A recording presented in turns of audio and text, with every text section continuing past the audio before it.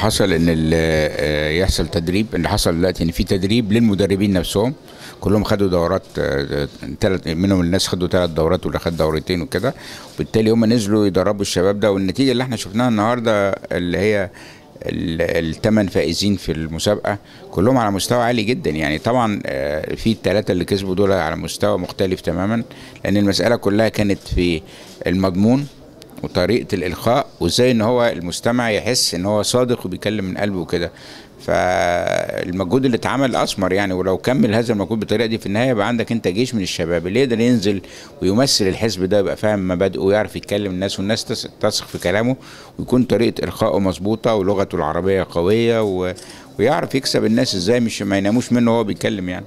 هي مليان جهات كتيرة جدا يعني. وزارة الشباب عاملة مجهود في صندوق تحيا مصر. احنا النهارده عندنا برنامج قوي جدا لتمويل يعني جمعية معينة عشان تدرب الشباب وتعمل لهم نوع من التثقيف واللي يعرفوا تاريخهم وكده، بنفس زي النشاط اللي احنا بنعمله. فأنا شايف إن المجهود ده هيثمر، يعني هياخد وقت طبعا، لكن هيثمر ثمرة كويسة جدا يعني.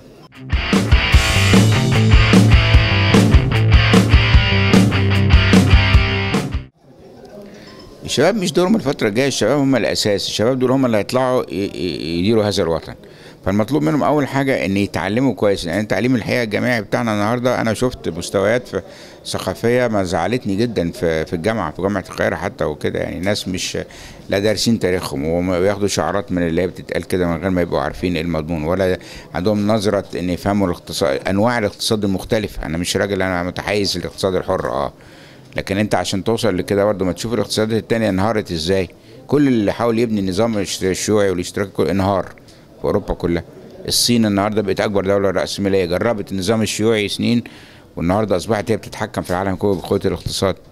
احنا هنا في مصر عندنا معركة اساسية، معركة الاستقلال الوطني. معركة الاستقلال الوطني دي ان احنا نبقى مستقلين ماليا. من طول ما احنا مش مستقلين ماليا ومعتمدين على معونات من هنا ومن هنا، عمرنا ما هنبقى عندنا ما يسمى بمسألة الاستقلال الوطني. فالشباب النهارده لازم يبقى قدامه خطة انه خلال 4-5 سنين البلد دي يساعد ان البلد دي ما يبقاش فيها فقر، يبقى اقتصادها قوي، يبقى فيها نظام ديمقراطي حقيقي. حتى لو تغاضينا في الفترة الجاية دي شوية وقلنا ماشي عشان الوضع بتاع الإرهاب اللي موجود، عشان الأوضاع الاقتصادية ممكن نضحي، ما نختلفش في الرأي، ولو اختلفنا نبني. يعني المشكلة الأساسية ان لما بيحصل اختلاف كل واحد بيرمي الجاروف ويمشي.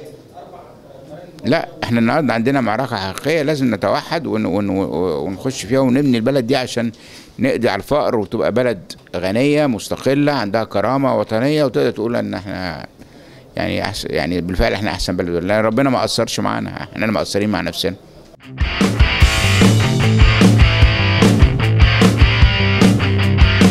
من ضمن الاخطاء التاريخية وانا بقولها لك وانا شاهد على هذا، ان شباب 25 يناير بعد ما عمل ثورة 25 يناير روح ساب الملعب فاضي، جم الجماعة اياهم مش عايزين نقول عليهم تاني بقى، وخدوا لقوا الملعب فاضي وكلوا هم الثورة دي ومشوا بيها لوحدهم، لان هم كانوا منظمين تنظيم بقى له 80 سنة وعنده تحت الارض وعنده موارد وكل حاجة.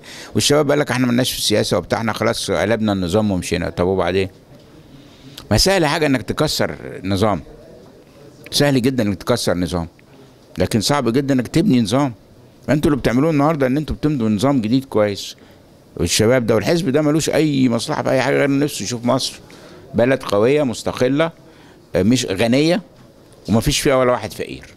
واحنا بنزعم ان اذا احنا كان لنا دور ولنا كلمه ان احنا قادرين على تنفيذ هذا بوقف كل السياسات الغلط اللي بتتعمل، الفلوس اللي بتترمي من الشباك. يعني في نفس الوقت بنجمع فلوس عشان صندوق تحيا مصر، وفي نفس الوقت عندنا اماكن بنرمي فيها فلوس من الشباك.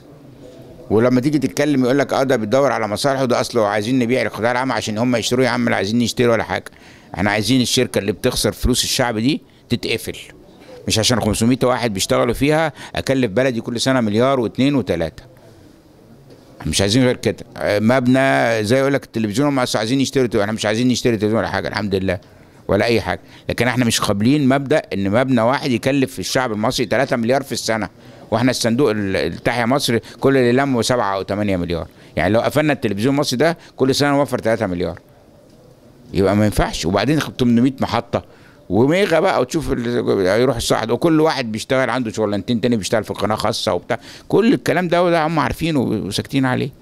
احنا بنقول لا، احنا اذا كانت الحكومه عايزه محطتين عشان تطبل لها ماشي، يجيبوا محطتين ويجي فيها 100 و200 نفر 400 نفر وخلصنا، مش 49,000 واحد ما بيعملوش حاجه.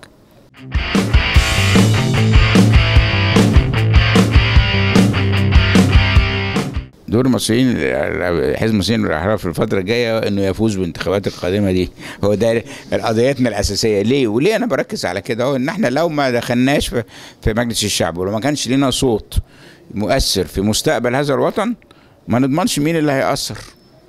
يعني انتوا، ما هو البديل مين؟ احنا لو لقينا بقى، انا شخصيا لو كنت، كل واحد يقول لي انت ايه اللي دخلك في السياسه؟ يا عم انا ما كنتش عايز اخش في السياسه ولا حاجه، انا لو لقيت حد تاني يتصدى ما كنتش انا اتصديت. انا ازاي يعني ما لما جينا وقت الاخوان ما لقيتش ولا واحد رجل اعمال تاني جه يقف معانا، انا خايفين على مصالحه، واللي عمل لهم نشرات تهنئه، واللي قال له انت الرئيس الملهم والرئيس البتاع، واشتغلوا الشغل ده كله، ما حدش ليه خافوا على مصالحهم وعلى حاجتهم. كون ان انا مستبيع ماشي، مش مستبيع، انا دي بلد ليها فضل عليا، ولو مسكوا الناس دي مش عارف اعيش فيها، وكان بالنسبه لي قضيه حياه وموت يعني. مش مقابلين. كل الناس اللي معانا في الحزب عملوا مجهود وقت الناس دي يحمدوا عليه، والشباب كان الاصل. مفيش ولا واحد من المصريين الاحرار ما كانش موجود في 30 يونيو، واللي مش موجود ما يبقاش معانا يعني، مفيش ولا واحد. هم ما خلوش حد الا ما عادوه. رؤيه الحزب، احنا عندنا واضعين خطه اقتصاديه واضحه، وبعدين خطه للتحركات بتاعتنا واضحه، عندنا كل الاليات جاهزه، لكن تاخير الانتخابات البرلمانيه ده بيأخر المشوار. واخد بالك ازاي؟ لان طبعا احنا النهارده ما هنقول للحكومه دي مين يشيل الحكومه دي او مين يغيرها، او لو مين، كل اللي تقدر تعمله انك تقعد تنتقد. انا بقول لكل واحد اللي عايز ينتقد يدي الحل الاحسن. احنا عندنا المبدأ ده، احنا جايين بحلول، مش جايين ننتقد. وفي وزراء في الحكومه دي هايلين، ولو كسبنا انتخابات مش هنغيرهم، انهم كويسين، مش هيهمنا ان هو مش معانا في الحزب ولا لا. هو المهم هو كانسان مصري بيراعي مصلحه الوطن وبيعمل شغله كويس ولا لا، يقدر انت محتاج. مشكله ان احنا الوضع اللي احنا فيه النهارده ما ينفعش انك تجيب فيه ناس ممتازه بس، انت لازم تجيب ناس عباقره، ناس ما حصلتش، لان الوضع بتاعنا صعب بدرجه انك انت مش هتقدر تطلع من الحفره اللي انت فيها دي الا اذا جبت ناس ما حصلتش. حتى الانسان اللي انت شايفه كويس ده لوحده كده مستوى معين مش هينفع. لازم يبقى في ادراك ان الوضع الاقتصادي بتاعنا، احنا عايشين من سنه لسنه دلوقتي، لو توقفت المساعدات دي هيحصل مشاكل كتيره جدا، وياما اكثر الناس اللي هتشمت فينا يعني.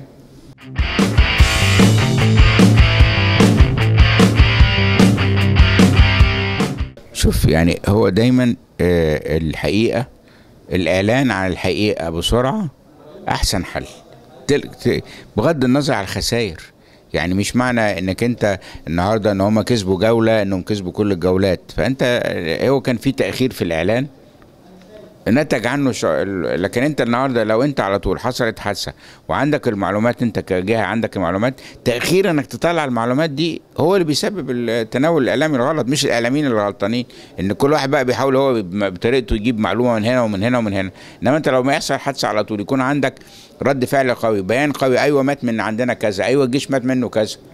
ما هو خلاص، ما هو هل اللي بيعملوه ده صح؟ انا بخبي على ايه؟ ما كل ما بيكتر الشهداء كل ما العالم بيشوف الناس دي الاجرام بتاعهم، مش هنخبي على حاجه. وان كان حصل اهمال مره مش هيحصل بعد كده. فاحنا المفروض يبقى عندنا شجاعه ان احنا نقول على طول. انما التناول الصحفي بنقول ان الصحفيين هم السبب، لا مش السبب. لما ما تردش على واحد يبتدي هو يدور على معلومه ياخدها من سول ولا من حد ولا كده، ويبتدي بقى يكتب كلام. شكرا.